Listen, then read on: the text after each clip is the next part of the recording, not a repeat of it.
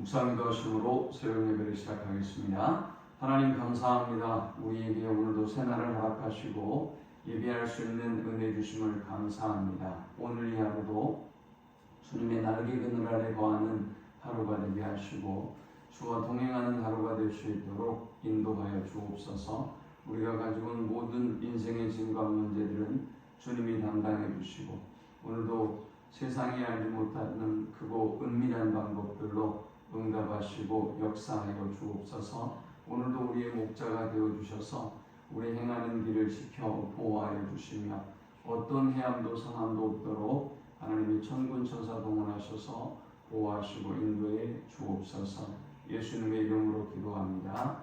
아멘. 찬송 183장 드리겠습니다.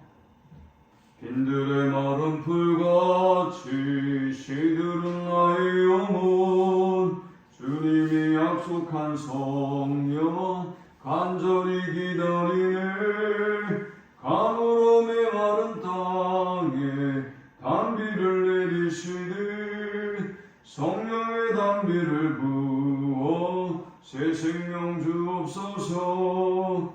반가운 빗소리 들려 산천이 춤을 추네. 봄비로 내리는 성령 내게도 주옵소서. 가물어 메마른 땅에 단비를 내리시듯 성령의 단비를 부어 새 생명 주옵소서. 절 따라 우로를 내려 조목이 무성하니 갈급한 내 심령 위에 성령을 부으소서.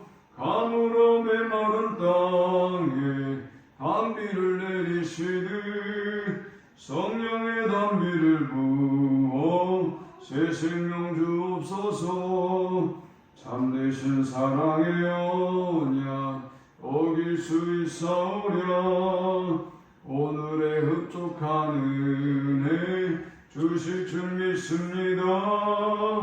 가물어 메마른 땅에 단비를 내리시듯 성령의 단비를 부어 새 생명 주옵소서. 아멘. 오늘 이 시간에 주시는 살아계신 하나님의 말씀은 신약성경 누가복음 24장 1절에서 12절의 말씀입니다. 안식 후 첫날 새벽에 이 여자들이 그 준비한 향품을 가지고 무덤에 가서 돌이 무덤에서 굴려 옮겨진 것을 보고 들어가니 주 예수의 시체가 보이지 아니하더라. 이로 인하여 근심할 때 문득 찬란한 옷을 입은 두 사람이 곁에 섰는지라. 여자들이 두려워 얼굴을 땅에 대니 두 사람이 이르되 어찌하여 살아있는 자를 죽은 자 가운데서 찾느냐. 여기 계시지 않고 살아나셨느니라. 갈릴리에 계실 때에 너희에게 어떻게 말씀하셨는지를 기억하라. 이르시기를 인자가 주인의 손에 넘겨져 십자가에 못 박히고 제3일에 다시 살아나야 하리라 하셨느니라 하는데 그들이 예수의 말씀을 기억하고 무덤에서 돌아가 이 모든 것을 11사도와 다른 모든 이에게 알리니 이 여자들은 막달라 마리아와 요한나와 야고보의 모친 마리아 또 그들과 함께한 다른 여자들도 이것을 사도들에게 알리니라. 사도들은 그들의 말이 허탄한 듯이 들려 믿지 아니하나 베드로는 일어나 무덤에 달려가서 구부려 들여다보니 세마포만 보이는지라. 그 된 일을 놀랍게 여기며 집으로 돌아가니라. 아멘. 예수님이 장사되고 절망으로 가득한 시간에 예수님의 무덤을 찾아오는 이들이 있었습니다. 안식 후 첫날 새벽에 여자들이 준비한 향품을 가지고 무덤에 도착합니다. 그런데 문제는 무덤이 비어 있었습니다. 그들은 가장 깊은 어둠의 시간에 무덤을 찾았는데 이 놀랍게도 부활의 첫 증인이 되는 은혜를 입습니다. 오늘 이 본문을 통해서 우리는 세 가지 영적 교훈을 묵상하고 함께 은혜를 나누려고 합니다. 이 본문을 통해서 얻을 수 있는 첫 번째 영적 교훈은 어떻게 말씀하셨는지를 기억하라 라는 것입니다. 예수님을 묻었던 예수님을 찾았던 이 여인들은 돌이 무덤에서 옮겨지고 빈 무덤이 된 상태, 즉 예수님의 시신이 없는 이 상태를 보면서 깜짝 놀라고 배심합니다. 아니 여기다가 또 흰옷을 입은 천사들이 그들의 곁에 서 있는 것을 보면서 그들은 더욱더 두려움에 떱니다. 이들은 두려워서 얼굴을 땅에 묻습니다. 그리고 천사들이 그들에게 이렇게 말했습니다. 어찌하여 살아있는 자를 죽은 자 가운데서 찾느냐? 여기 계시지 않고 살아나셨느니라. 그가 갈릴리에 계실 때 너희에게 하신 말씀을 기억하라 그랬습니다. 자, 이 여인들은 빈 무덤을 보고 놀라고, 그리고 예수님의 시신이 없어졌으니 이게 어떻게 놀라지 않을 수가 있겠습니까? 그리고 그들에게 나타나서 곁에 서 있는 이 천사들을 보고도 깜짝 놀랐습니다. 그런데 천사들이 그들이 깜빡 잊고 있었던 말씀을 그들에게 전하고 있는 것입니다. 살아있는 자를 왜 죽은 자 가운데서 찾느냐? 그가 갈릴리에서 너희에게 어떻게 말하였는지를 기억해라 라는 것이었습니다. 가장 절망의 순간에, 가장 어두움의 순간에 주님이 하신 말씀을 기억하라 라는 것입니다. 가장 주님이 죽으셨기 때문에 주님을 따르는 제자들로서는 가장 절망의 시간이죠. 또 이제 우리의 개인적인 인생에 있어서도 우리는 이런 절망의 시간들을 만날 때가 있어요. 그런데 이 가장 깊은 절망의 시간에 이 그녀들에게 말씀하셨던 것처럼 우리가 주님의 말씀을 기억하면 이 고난과 어려움을 이겨나갈 수가 있는 것입니다. 그들은 이 말씀을 갈릴리에서 전하셨던 그 말씀을 그들은 생각하면서 주님이 부활하신다고 말씀하셨지. 그러면 주님이 부활하셨겠구나 라는 것을 깨닫게 되었던 것입니다. 우리가 어둠이 깊으면 깊을수록 또 절망이 깊으면 깊을수록 더욱더 말씀으로 돌아가야 될 이유가 바로 여기에 있는 것입니다. 오늘 지금 시대적으로도 굉장히 힘들고 우리가 개인적으로 어떤 문제와 상황을 만나든지 간에 다른 데서 문제의 답을 찾으려고 하지 말고 하나님이 뭐라고 말씀하셨는지 우리가 그 말씀에 귀를 기울이고 또 그 말씀에서 답을 찾는 우리 모두가 될 수 있기를 축원합니다. 두 번째는 말씀을 기억하고 전하라 라는 것입니다. 8절에 보니까 이렇게 말씀하고 있어요. 그들이 예수의 말씀을 기억하고 무덤에서 돌아가 이 모든 것을 11사도와 다른 모든 이에게 알리니 했습니다. 이들은 예수님이 부활하신다고 말씀하셨던 그 말씀이 떠올랐습니다.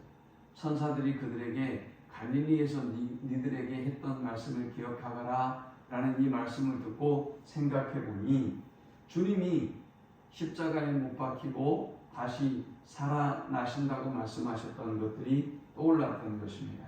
7절에 보니까 이르시기를 인자가 죄인의 손에 넘겨져 십자가에 못 박히고 제3일에 다시 살아나야 하리라 하셨느니라 한데 그들이 예수의 말씀을 기억하고 무덤에서 돌아가 이 모든 것을 11사도와 다른 모든 이에게 알리니 했습니다.